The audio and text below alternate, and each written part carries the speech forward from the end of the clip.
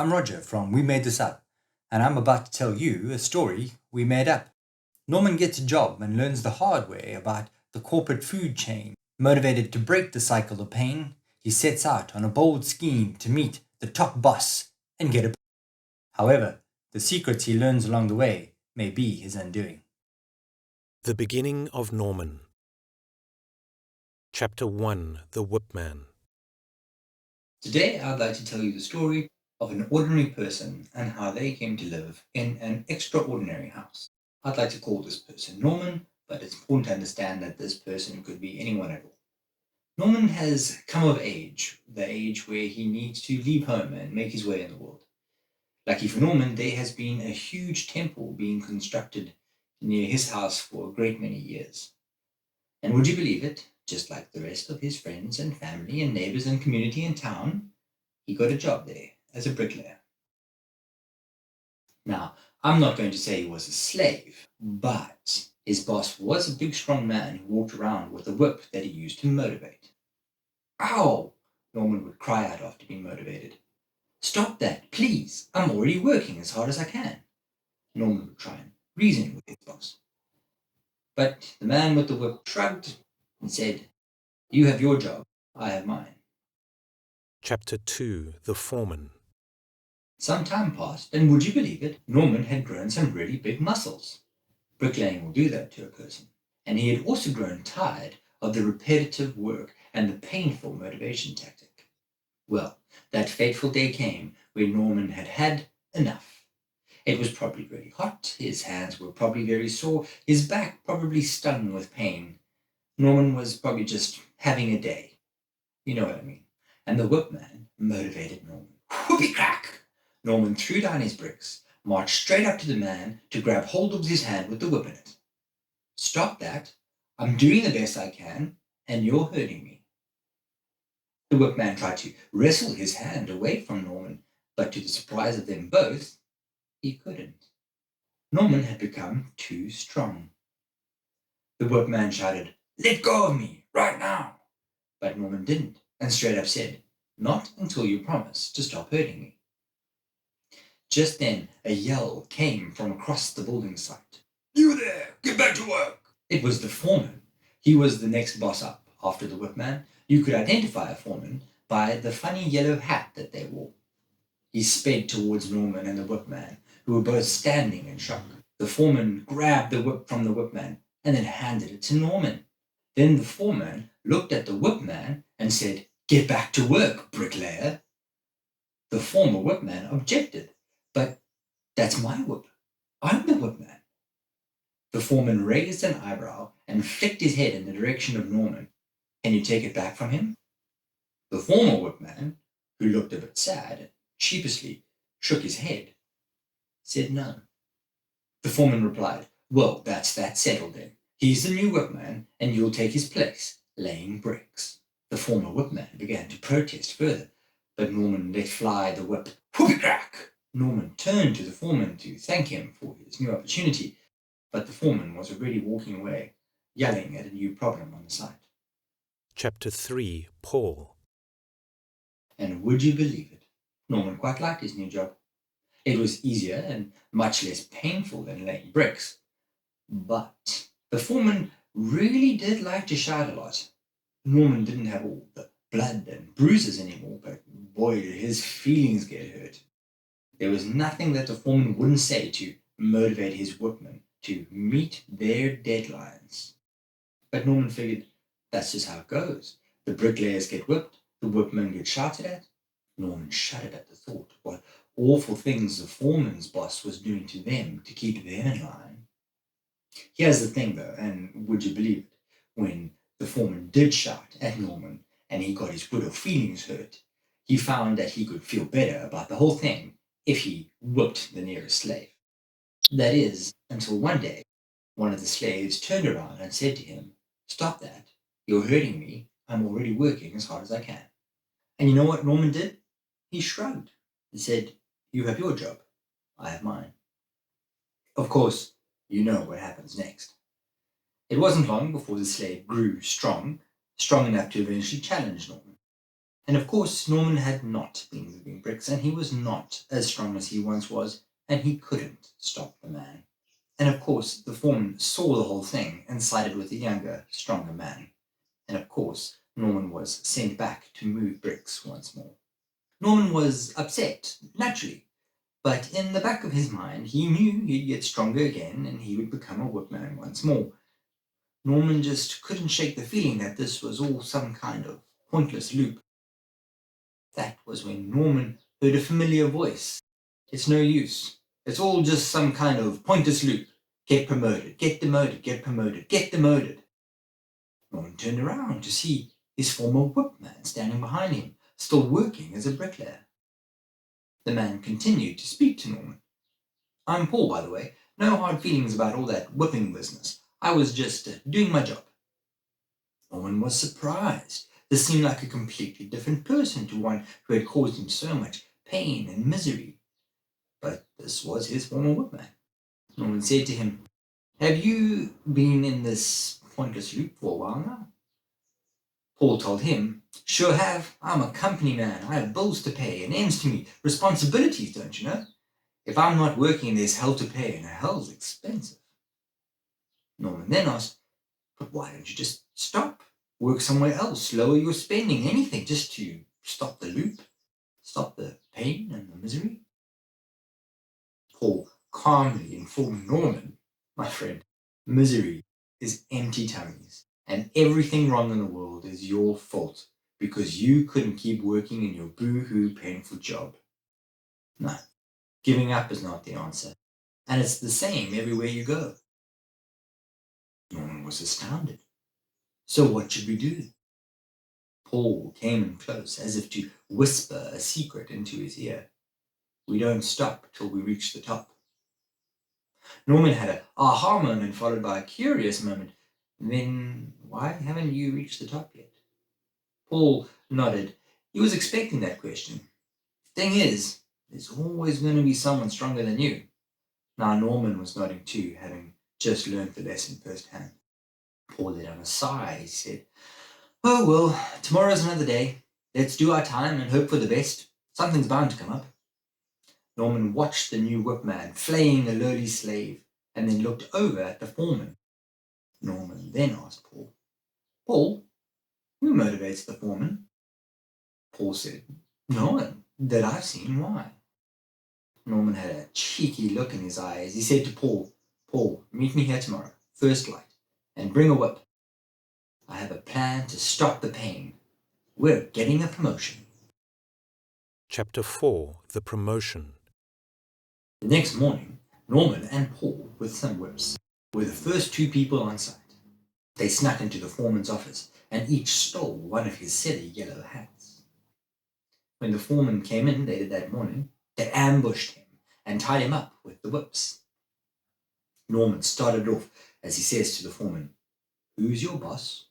How does he motivate you? And what do we need to do to get promoted to his level? Now the foreman is shaking in his boots. He's an unhappy person. I'll tell you anything you want to know. Please, just don't hurt me. I used to be a bricklayer and then a whipman. I've suffered a lot to get you, and I never want to feel that pain again. Please, don't hurt me. Isn't it strange that as soon as you say to someone, don't hurt me, you want to fake punch them? So he told them everything. My boss is the CEO. He works at head office, and he controls deadlines, and, well, they're called deadlines for a reason. And finally, I have no idea how to become the CEO, but I do know he's always complaining about the board members. Paul jumped in at this point. Norman, I've got a bad feeling about this. I'm not sure we're ready to be CEOs. Let's just stick to being foremen. We have the silly yellow hats now. This is enough. We can't mess with the CEO, Norman. They control deadlines. They're called deadlines for a reason, Norman. Norman considered what Paul was saying and what the foreman had told them. You're right. We need to go higher. Foreman, point us in the direction of head office. The foreman pointed at the big building near the opening of the temple, and off Norman and Paul went. I'm sure they remembered to untie the whole foreman. Chapter 5 The Board Members. Norman and Paul walked into the head office building near the opening of the temple, ready to see the big boss's boss. They walked up to the person behind the reception desk and said, "We're here to see the board members." The person behind the reception desk, a young woman in this instance, looked up at them as if the two men had left their smelly socks on her desk as she said, "Not a chance. The board members are in a meeting with the CEO, and you don't have an ID card. I don't see any appointments in my book, and you're a nobody without an ID card or an appointment, and I don't deal with nobodies." She probably would have carried on talking. I personally have never heard of anyone behind a counter who didn't love to talk, but Norman took off his silly yellow hat and whacked her over the head with it. Paul was very alarmed at this. "What did you do that for? Now we're going to get in real trouble." Norman, half embarrassed, half amused, said, "I was just trying to show her the silly yellow hat. I didn't realize how hard it was. Come on, let's go before she wakes up." Here's the thing you need to understand about head office. They love glass. Everywhere where there used to be a wall that obstructs vision into a room, they've taken that out and they put in a see-through wall made of glass. Now, why is that important? Because this is normally the part of the story where there's a mad rush to find the location. Oh, is it a maze? Which way do we go? I guess now that I'm thinking about it, it's a reflection of how in modern business the staff want transparency throughout the business, and as a response to that, the leadership install glass walls. The point is, it was not difficult for Norman and Paul to find the correct meeting. Once they did, they charged in, and Norman and Paul saw a workforce unlike anything they could have imagined. First off, they were all dressed in such nice clothes, not the kind of clothes that could last 5 minutes on a building site. Secondly, no muscles. Sure, they were slim and trim, but Norman and Paul could tell those tiny little arms had 5 whip swings in them, max. And finally, the veins in their necks not bulging out with raging anger pumping through them. They probably could do a lot of talking, judging by the jawline and pretty lips, but not good for shouting. Norman and Paul were unsure if these people had ever done a day of real work in their lives. Paul, in particular, was not impressed. In fact, he was angry. The CEO got up to rush them out of the meeting when Paul, like Norman had just done, used his silly yellow hat and bobbed the CEO right across the head, sending him straight to the floor, out cold, like a freshly fallen snowflake. Paul, filled with years of built-up tension, picked up the nearest board member to him, lifting him clear out of his chair. "I've worked for this company all my life. I believed in it. I believed that I worked hard and didn't stop. I'd reached the top. But how is this the top? What is all that pain for?" The room immediately fell silent as all the board members just stared. Norman approached the man Paul was holding up and said, "So, you're the big boss's boss. I must admit I was expecting more, some candles, a sacrificial altar, 12 hooded figures maybe. But you're not that scary. Why does the CEO listen to you at all? How do you motivate him?" The board members all started talking at once. Some of them produced charts and others started presentations with over 150 slides. There was talk of incentives and shares, waste reduction, market-related salaries, KPIs. Norman and Paul were simple men, and they wanted one simple answer. Paul slammed the floating board member to the ground and asked, "Where is your boss?" They all pointed to the temple.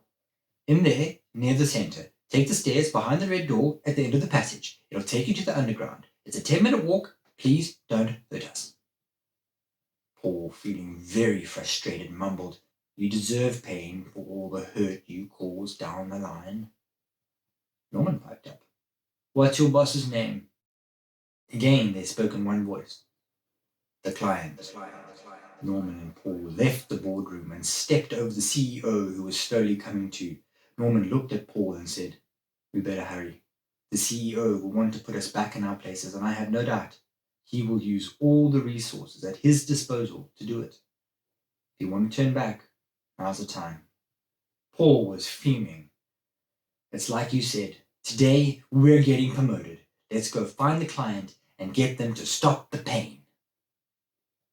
Norman naturally agreed. I truly believe it's the only way to stop the pain for good. Norman and Paul sprinted along the long passage, kicked down the red door, hurled themselves down the stairs, and ran full speed into the center of the temple. All the while, they could hear the trample of pursuing footsteps. Eventually, near the center of the temple, far underground, was another red door, and it was open. Chapter 6 The Temple. Breathing heavily from all their running, Norman and Paul slowly and carefully walked inside and closed the door. But there was no key to lock the door, and the CEO was sure to follow them in there. They turned around to inspect the room for anything that could help them. The room was round. There were no corners, and it was illuminated by old torches of fire. In the middle of this room was a round table with 12 chairs evenly spaced around it. Somebody was seated at every one of these 12 chairs except for the one that was vacant. All of these somebodies wore red velvet robes that hid their faces. They all turned to look at Norman and Paul at the same time and said, "We've been expecting you." Chapter 7 The Client. Norman spoke first. "Are you the client?" Paul clutched at Norman's shoulder. "We don't have time for this. The CEO is coming." The 11 voices responded in turn. "Don't worry about the CEO disturbing us. We have already led him down the incorrect passage. It's unlikely that he will ever see daylight ever again. Oh yes, we are the client. We are the boss of the top boss. We are the dictators of the true transcript. We are the 12. Norman turned around and began to walk away as he said, "Well, actually, we're just looking for the client, not all that other stuff, so we'll be off then." Paul shoved Norman to the ground and cried out, "It's me you want. He's just a pretender. He's not even a real whipman anymore, never mind a foreman or a board member. I'm the one you want. I've been working for this temple all my life. I'm the one who deserves this." Paul grabbed onto the empty chair so hard the wood creaked and his knuckles went an ugly white. Shocked, Norman stared up at Paul from the ground. But before he could say anything, one of the 12 rose up from their chair and said, "Do not worry, little brother. Follow us." Joyously, Paul followed the robed figure into an unseen room. Almost half of the other robed figures got up from the table and followed in behind him. Norman jumped to his feet and began to protest. "Hang on a minute. I worked hard to get here too." But one of the robed figures cut him off. "Do not worry, little brother. We have not chosen our next big brother. We will ask you the same question we were asking Paul in the other room. Who followed who here?" Norman blankly stared at the hooded figures, deliberating on his answer, and then he heard a loud yelp and a heavy thud in the other room, stopping him from saying anything more. The robed figures returned. Norman could not tell if Paul was among them. Norman felt the blood leave his body, and his mind raced like a dog chased a rabbit. All he could say was, "Why is this happening? We just wanted the pain to stop. What do you want from me?" The robed figures raised their hands and made a triangle symbol as they spoke. "We've been waiting for one who finds their own way. That is our testing method for hiring new recruits. We're a very exclusive club. We work in the shadows. Our tools are whispers and secrets. It's a skill set that demands not just anyone can join us. And the bottom line of it all is we need leaders, not followers." The robed figures all moved together and motioned toward the empty seat. Norman felt the warm blood returning to his face, and the heat of anger as began to boil with outrage. "You're all sick and twisted. Forget this noise. I'm out of here." But the red door that Norman had entered through had disappeared, and he could no longer see an exit. The robed figures spoke again. "You know our secrets. Take your place or die." Norman raised his hands over his head in frustration and thought of the silly yellow hat, and then he said, "I'll tell you something. This little adventure has taught me one thing. It's that everybody has a boss. I want to talk to your boss. Chapter 8. The Boss. The hooded figures responded. We are the client. We have no boss. We make the rules. Others play the game. Norman quickly fired back. But who wins then? What is this all for? Who among you set the rules up in the first place? The robed figures went quiet and looked at each other. Then, silently, in an orderly fashion, they all got up and walked to one side of the room, where all together they pushed. The whole room rotated and revealed an opening. One of the robed figures spoke. Through here is the heart of the temple. There lies the Creator and our Master. But be warned, no one has ever returned from speaking with the Master. So now you must choose, doing by our hand, doing by his hand, or take your place at the table. Norman walked through the hidden door and into the black beyond. They closed their entrance behind him. Norman felt his way along the rough, cold passage, and eventually he heard a voice speak to him. You are not worthy. Die and be gone. Norman said nothing. The voice continued. Why are you here? You don't deserve to be here. You are a fraud, an impostor. Norman didn't know why, but he felt his knees go weak and his heart began to beat faster. His eyes filled up with water as if he was going to cry. The voice continued. You are less than nothing, and yet you are asking for everything? What will you give in return? Your pathetic life? What makes you think you're worth anything at all? What? Tell me now. Norman was cold and shivering. All the consequences of his actions were spinning around in his head. Paul, the CEO, the foreman, the whipman. How had all of this happened? All I can think is that Norman must have left his mind and body in senses. We'll never know why he said what he said. But this is what he said. If you're the boss, I'm here to tell you that you're doing a terrible job. This world is full of pain, so I'm taking over. There was silence, and then the voice responded, Go for it. Norman froze in cold realization. That's what you want? The voice reminded Norman, somebody stronger will always come and take your place. Chapter 9. Norman. Norman's eyes had adjusted to the dark, and he could see now that he was alone in a small room, and behind him was the passageway that had led him there. He walked back the way he had come. At the entrance he called out to the robed figures on the other side. I've spoken with the voice. Let me out. I have an important message. The robed figures did so quickly, and Norman could tell. They were jubilant. We've never seen anyone come back from talking with the voice. You must be holy. What did the voice tell you? Norman cried. Little brothers and sisters, the voice has set a task for me. You must all wait here until I return. Do not leave this room, or the voice will not be pleased. Now, make it so I may leave this temple without complication. The robed figures did as commanded, without question, and Norman simply walked out of the temple. Now, I can't tell you exactly what happened after that. I wasn't there after all. But what I can tell you is that all manner of chaos broke loose.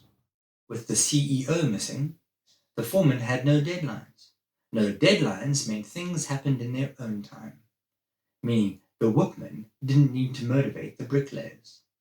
Granted, the workmen still motivated the bricklayers. They didn't really need a reason.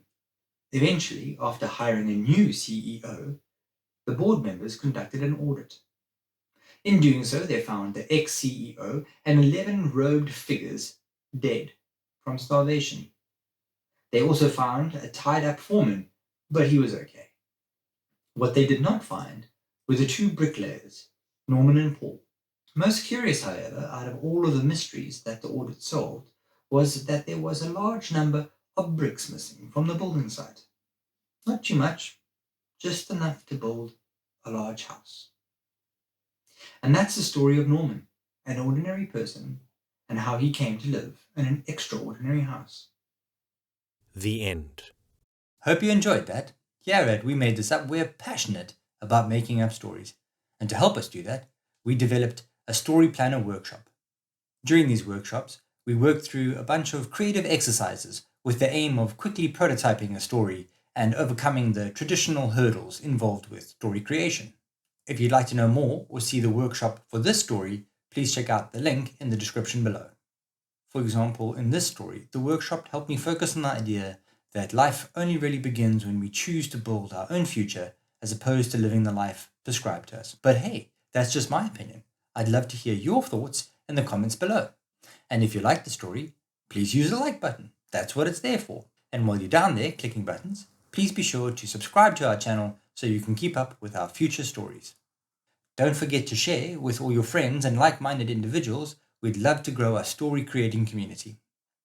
Lastly, if you can spare some finances, we have a link in the description where you can support our cause. Thanks for spending time with us, friends. See you next time.